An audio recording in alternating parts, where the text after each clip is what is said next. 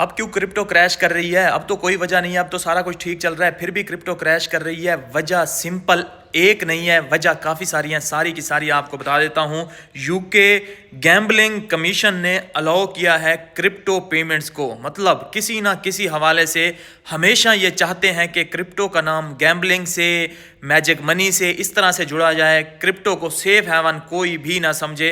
ये एक रीज़न हो सकती है, ये न्यूज़ निकल के आ रही है। उसके अलावा जेपी मॉर्गन तो कह रहा है, जेपी मॉर्गन बैंक के 1,70,000 तक बिटकॉइन जा सकता है और 94,000 पे जो है इसको अभी होना चाहिए था, ये उस लेवल से काफ़ी नीचे आ चुका है। तो ये जो चेहरे आपको नज़र आ रहे हैं ना बैंक्स के, ये मुनाफिक चेहरे हैं, मुनाफिक तरीन चेहरे हैं। ये आगे से आपको कुछ कहते हुए नजर आएंगे, पीछे से ये क्रिप्टो और बिटकॉइन के स्पेशली इतना ज़्यादा टांग खींच रहे हैं कि आपको आइडिया भी नहीं है। यही बैंक्स हैं जिसका कल एक यूएस से फेडरल बैंक्स रेगुलेटर का उसने एक बिल प्रपोज किया है कि जो स्टेबल कॉइन का रिवॉर्ड है इसको रोका जाए, वरना बैंक्स क्लैप्स कर जाएंगे। तो इनका अपना वजूद खतरे में है। ये ऊपर से आपको कहते हुए नजर आएंगे कि बिटकॉइन, क्रिप्टो, ये गया वो गया, डिजिटल एसेट, लेकिन ये सिर्फ जो है यूजर्स को दिखाने के लिए है। नीचे से ये क्लैरिटी एक्ट पास नहीं होने दे रहे। अगर क्लैरिटी एक्ट पास हो गया तो ये जैसे यूके अब गैम्बलिंग के लिए अलाउ करने जा रहा है क्रिप्टो को, तो इस तरह की चीज़ों से जो है क्रिप्टो पाक साफ हो जाएगी, मैनिपुलेशन से काफ़ी हद तक ख़त्म हो जाएगी। और ब्लैक रॉक ने भी जो है $32 मिलियन के कल ETF सेल किए हैं और उसका ऑथोराइज पार्टिसिपेंट है कौन? जेन स्ट्रीट। वो उसके बिहाफ पे जो है बाय सेल करता है, जैसा कि कल मैंने आपको बताया था। तो ये भी जेन स्ट्रीट ने ही जो है किया होगा। और जेन स्ट्रीट कितना बड़ा मैनिपुलेटर है, कितना बड़ा स्कैमर है, वो आपको पता ही है। तो क्लैरिटी एक्ट आने से उसका भी तो सारा रास्ता रुक जाएगा मैनिपुलेशन करने का, तो इस वजह से भी नहीं लाया जा रहा। तो इतने ज़्यादा हैं। बाकी जो मेन दो रीजंस हैं ना, वो मैं आपको बताता हूँ। एक तो हमारे पास टैरिफ वाली गेम, जो ट्रंप साहब ने जो 15% टैरिफ लगा दिए हैं, कोई सुप्रीम कोर्ट का ऑर्डर नहीं माना कि मैं जो है मजीद अपने जो है इख्तियारात यूज़ करूँगा। सुप्रीम कोर्ट कौन होता है मुझे रोकने वाला?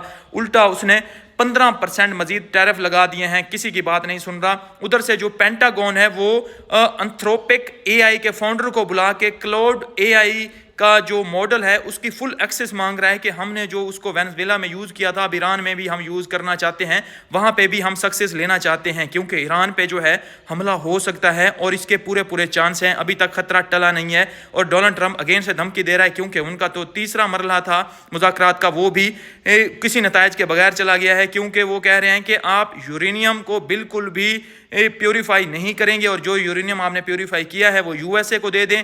लेकिन ईरान कह रहा है ये तो हमारा हक है, एनर्जी के लिए तो हम कर सकते ही हैं और बैलिस्टिक मिसाइल तो हम बना ही सकते हैं, हम चलो न्यूक्लियर हथियार वगैरह जो है उसके लिए यूज़ नहीं करेंगे। लेकिन वो कहते हैं कि बिल्कुल आप यूरेनियम के करीब भी ना जाएं, ईरान इससे बिल्कुल पीछे हट जाए और जैसे चल रहा है वैसे चलता जाए, तो तब जो है USA रुक सकता है, वरना जो है ईरान के खिलाफ हम जो है स्ट्राइक करेंगे ही करेंगे। तो ये इशू अगेन बढ़ चुका है और 15 कंट्रीज़ ने, जिसमें इंडिया भी है, चाइना भी है और भी बहुत सी कंट्रीज़ हैं, उन्होंने अपने शहरियों के लिए एडवाइजरी जारी कर दी है, जो कि कुछ मतलब काफ़ी सारे जो है अनवेरीफाइड रिसोर्सेज हैं, कुछ वेरीफाइड रिसोर्सेज ये कह रहे हैं कि एडवाइजरी जारी हो चुकी है कि अपने अपने शहरियों को उन्होंने कहा है कि ईरान छोड़ दें, कभी भी कुछ भी हो सकता है। तो ये टेंशन भी बढ़ रही है, जिसकी वजह से गोल्ड और सिल्वर अगेन से आपको पंप करते हुए नजर आ रहे हैं। लेकिन वहीं पे आपको पता है कि बिटकॉइन को जैसे यही समझा जाता है कि अनसर्टन है, इसको गैम्बलिंग से जोड़ा जाता है, ये वो, तो उस वजह से जो है अगेन बिटकॉइन और क्रिप्टो जो है डंप कर रही है। बाकी कोई खास बड़ी रीज़न नहीं है, यही पुरानी रीज़न है जिनको एक्सेलरेट किया जाता है और बार बार हाइप दे के जो है